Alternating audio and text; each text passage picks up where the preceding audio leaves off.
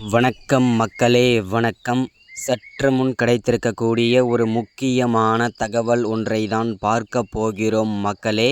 சற்று முன் 24 மணி நேரத்தில் திமுகவின் முக்கியமான பொறுப்பில் இருக்கக்கூடிய ஒரு முக்கியமான புள்ளி அதிரடியாக அமலாக்கத்துறையினரால் கைது செய்யப்படுவதாகவும் அவரை புழல் சிறையில் அடைக்கப் போவதாகவும் தகவல் வெளிவட்டாரங்களில் பேசப்பட்டு வருகின்றன மக்களே. யார் அந்த திமுகவின் முக்கியமான பெரும்புள்ளி? என்ன காரணத்திற்காக அதிரடியாக கைது செய்யப்படுகிறார்? அப்படி என்ன தவறு செய்துவிட்டார் அப்படின்றத பற்றி தான் இந்த ஒரு காணொளியில் நம்ம தெளிவாகவும் துல்லியமாகவும் பார்க்க போகிறோம் மக்களே.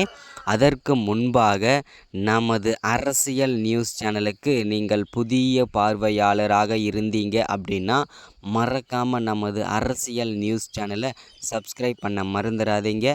சப்ஸ்கிரைப் பண்ண உடனேயே பக்கத்திலே ஒரு பெல் பட்டன் வரும், அதை கிளிக் பண்ணி ஆல்ன்ற ஆப்ஷனில் போட்டு வச்சுக்கோங்க.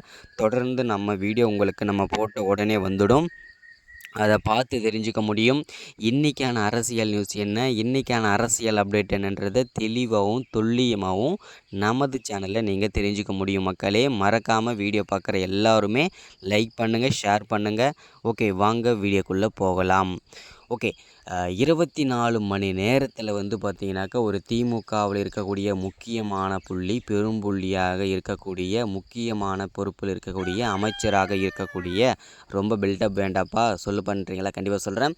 யார் அந்த திமுகவின் முக்கியமான புள்ளி அப்படின்னு பார்த்தீங்கன்னாக்கா விளையாட்டுத்துறை அமைச்சராக இருக்கக்கூடிய அமைச்சர் உதயநிதி தான் தற்போது அதிரடியாக 24 மணி நேரத்திற்குள் கைது செய்யப்படுவதாகவும் தகவல் வெளிவட்டாரங்களில் பேசப்பட்டு வருகின்றன, செய்திகள் வெளியாகி கொண்டிருக்கிறது.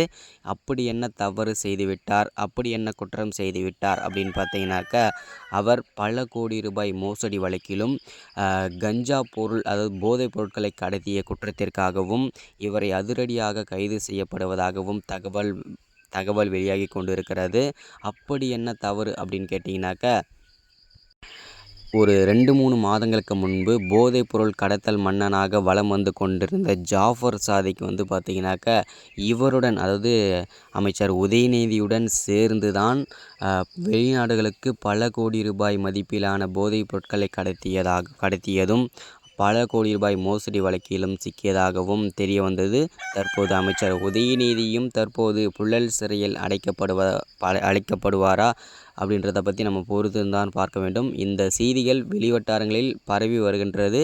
இது உண்மையா வதந்திகள் அப்படின்றத நம்ம பொறுத்திருந்தான் பார்க்க வேண்டும் மக்களே. இதுதான் இந்த வீடியோவில் நம்ம அப்டேட்டாக உங்களுக்கு கொடுக்குறது. இந்த மாதிரி அரசியல் அப்டேட் வேணும்னா மறக்காமல் சப்ஸ்கிரைப் பண்ணுங்கள், லைக் பண்ணுங்கள், ஷேர் பண்ணுங்கள். தேங்க்யூ.